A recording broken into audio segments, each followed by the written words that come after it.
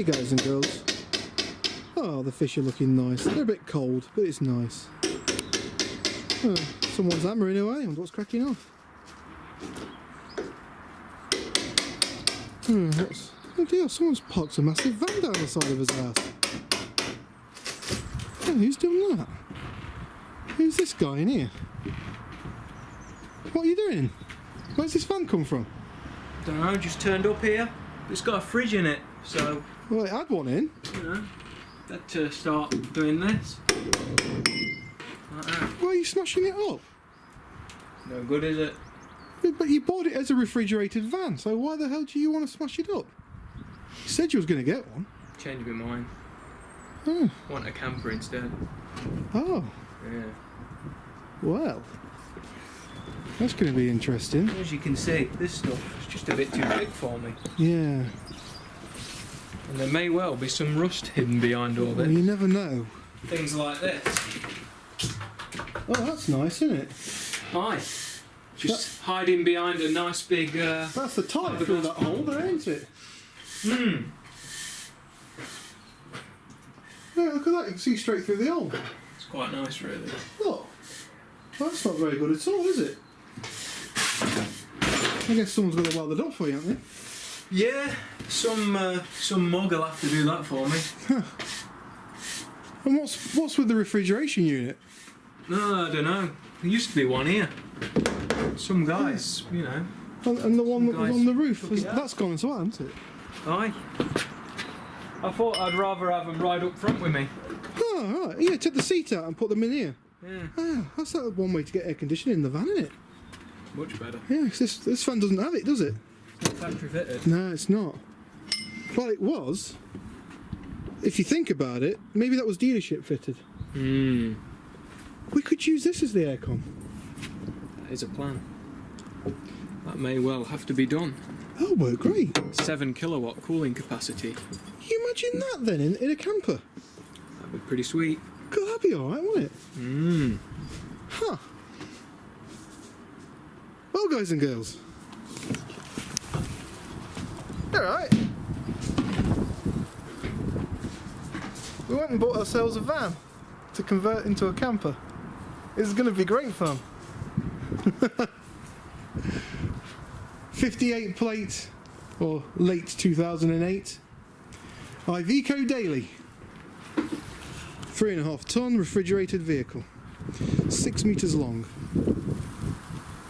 It's the medium wheelbase. Quite a nice van. I had to drive this back from Birmingham. Pretty cool. We bought it from Birmingham. Well, just north of Birmingham we bought it from. It cost us roughly about 2,500. Roughly. It wasn't that much, but it was almost there. It's got some cosmetic damage, you know, the wipers don't work. The bulbs are blown, many bulbs are blown, the mirror needs to be repaired or replaced. Plenty of other things. You saw the side door panel, it was a bit beaten up and smashed up. It's been broken into more than once. There's rust beginning, but nothing horrific. The worst bit of damage on this thing, besides the step, which is just folded underneath the van now. I didn't realise Iveco has made a fold-away step, but apparently if you back it into something hard enough, it does. Was that damage up there, which is the worst that I've found on the van so far. Which, to be fair, looks to be quite easy. In fact, I'm pretty sure that on the camper group, there's actually a guy who was replacing that exact same panel on the older van. The 2004 van, the one that's got the narrow headlights. Is it the Mark III van? Yeah, the Mark III. So this one is the Mark IV. Nice van, nice van. Bit of playing around with it. The doors didn't open when we bought it, which helped us get the price down a little bit, I guess. Which now obviously they do. As I said, it was a refrigerated van. Yeah, it's sort of it's a two-part thing now. You have to sort of pull that down, which does make the door catch, open and close. Because these didn't work at all. These didn't work at all at the beginning. No, it's only with me messing around with them. Now they work. But when we get this panelling off, we'll have a play around with that in there and see if we can get it all working again. The doors are in pretty good condition, they're not smashed up or broken. There's only some slight rusting starting to happen on the corners, which is very easy to sort out. And well, this is the level of thickness a refrigeration van has in it.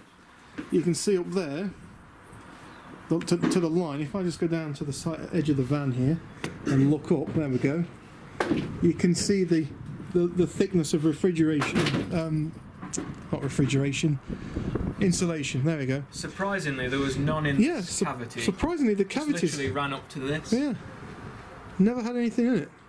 So interesting stuff. Got to figure out how these work. They've been smashed up a bit. Might have to bend that back into shape with a pair of pliers or something, mole grips or whatever. This back was in good nick when we got it. Yeah, see, the whole back end was completely watertight. There's even underneath down there in the corner a drain, like a sink drain. Literally jet washed this out because it was full of mould just before we worked. Pretty horrific inside. But since it's all fiberglass, you've got to chisel the edges. Yeah, you chisel the edges out, which is what that banging noise was, and then obviously we can thingy. Even though we've got all the equipment to degas it ourselves, we still had to. Well, it was more of a friend, wasn't it? We got a friend to come around who's F-gas licensed, and he drained it all out using our equipment. Even though we could do it ourselves, we've seen it done enough. We've actually got the bottle of refrigerant just stuck down there somewhere. There you go. Bit of a bottle of refrigerant just there. It takes about 1.5 kilo charge. So not bad. Alright, let's have a look in the front. Okay. This van smells pretty bad. Now, you can't smell it, but I will describe it. It's a combination of cooking oil that's been rubbed into house furniture, and then wet dogs have been allowed inside the house, rolling around on all the furniture. And the oil, yeah. Mixed in with the cooking oil. As you can see, lovely. I don't think that's grease. I think that's literally cooking oil that's just spilt out everywhere. We're going to take all these plastics out, which may be the job I decide to do next. The nice thing is it made the bolts easy to get out. Yeah, well, that's it. Yes, we can't go worry about rust. And it looks like it has gone quite a fair way under the floor. So it'd be nice to take all these out, see underneath. Obviously, Van's key place of rusting is underneath this thing. I've had to do welding on one of these quite recently, less than a month ago. And that was to replace this whole step underneath on a Transit Mark 6, I think it was. Could have been a Mark 5. Wasn't the Smiley van, or the Millennium van as they call it. Mark 7, I think. It was the next one up. It's the one with the bigger headlights, not the narrow headlights. I had to rebuild all the step, which, funny enough, was a very easy job. If I was doing it myself, I'd be laughing, but, you know, I bought a van that was an MOT failure because of that one thing. Steering column, we've had to rip all that out to try and fix the wipers. I've actually got them in my room. I don't think it's going to fix them, sadly. But we have got a fault with this where it won't start, and that's because the battery clamps are knackered. Someone has stretched them that thick that the actual clamps are now like, just don't grab anymore. Do the old tinfoil trick and wrap it around it, you know, and then clamp them on. But we're just going to replace the clamps. Fairly new battery on it, though. It's got almost a brand new battery on it, which is nice. 10 previous keepers with this vehicle, which is interesting. Us being the 11th. So yeah, that's a lot of people who's had this van before us. But it's only got about 120,000 miles on it. It's only got 120k. If you look underneath, it is in really good condition. Yeah, the underside's really nice. I don't think it's been clocked or anything. No, that's it. Just on the sheer rust factor alone, it's actually pretty good underneath. I would show you, but I've got no torch. I'm pretty sure there'll be plenty of videos in the future of us going underneath this, because we are going to try and paint the ladder chassis, because this is one of the only vans available in the UK with a ladder chassis. How cool is that? Which means that it's very, very strong. Very, very strong van. Probably one of the strongest vans on the market. It also means that we'll probably have to replace the mounting bushes for the actual the body to the ladder, which isn't much of a problem. It's just a nice simple jack up the body away from the chassis after undoing them and sliding the new bushing, poking the old one out, sliding the new one in. Shouldn't be that bad. One thing that we was watching we've been watching some videos on YouTube of camper conversions. Sorry about the wind noise. I'll move inside the cab. One thing we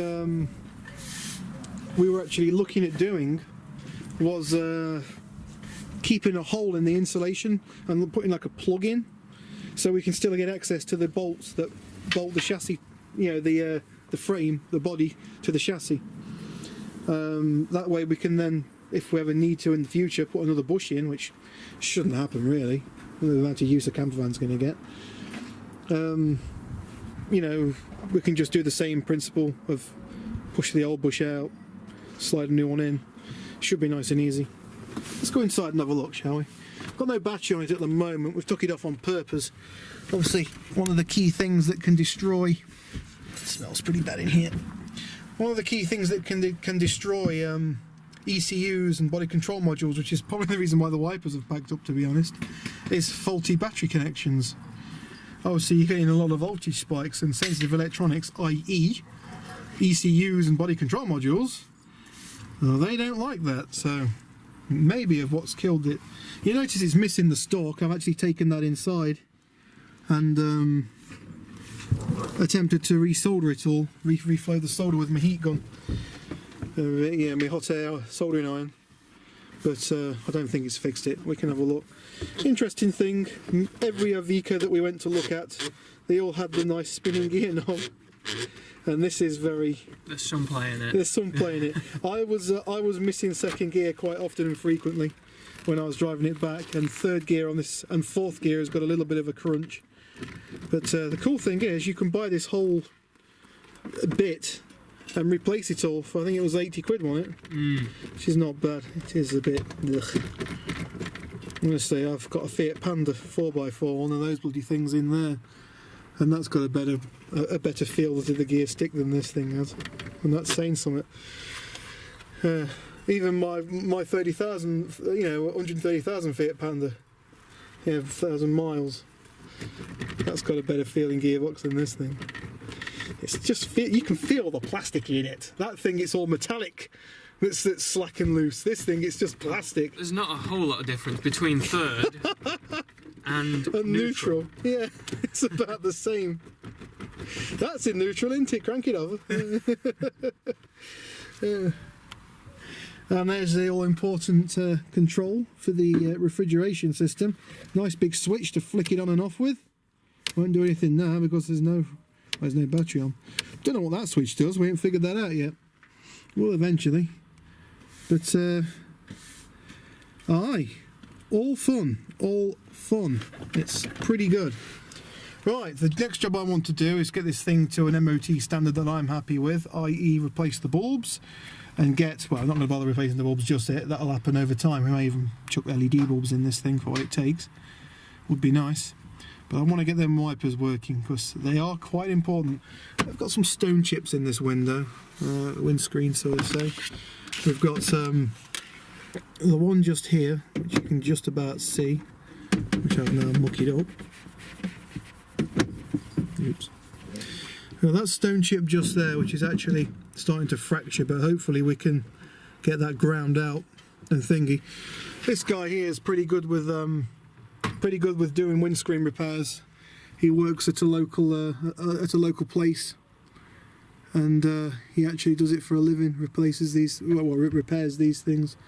So we've just got those two chips, which I'm pretty sure we can get refilled, which is nice. They're the only two we've found on the screen.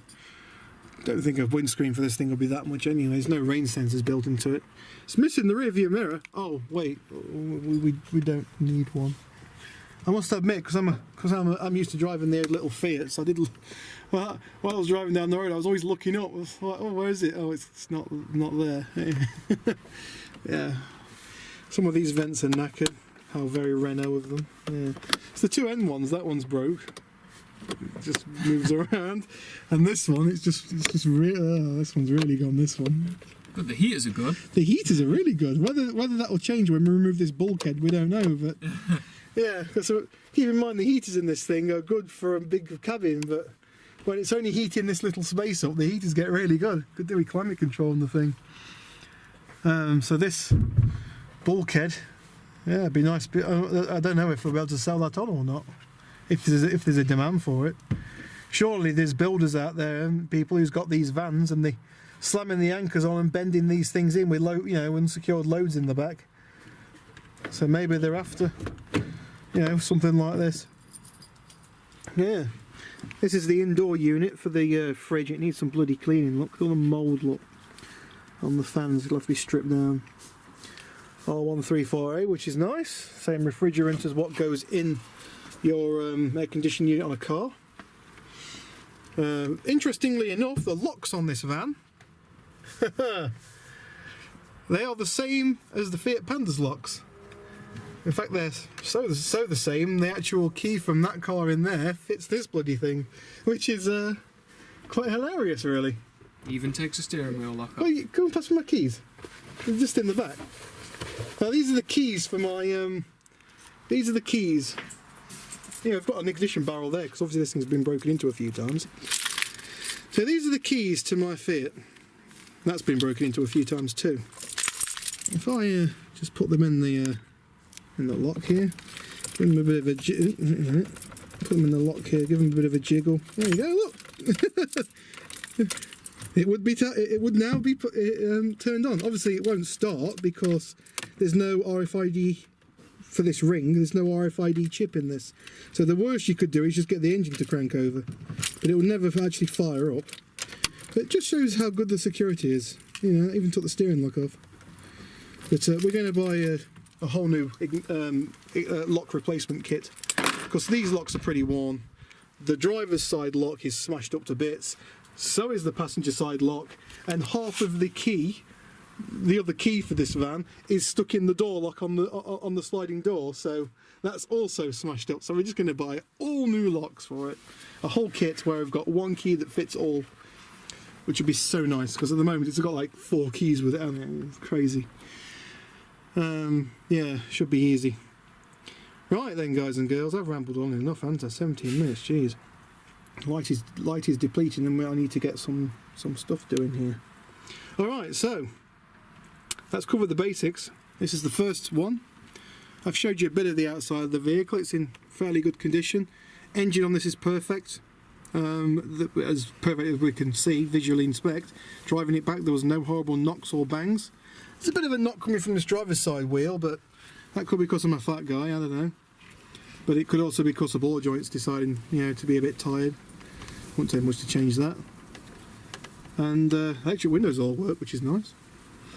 And they've also got one touch on this as well, so you just touch the button once and the whole window winds down itself, which is beautiful.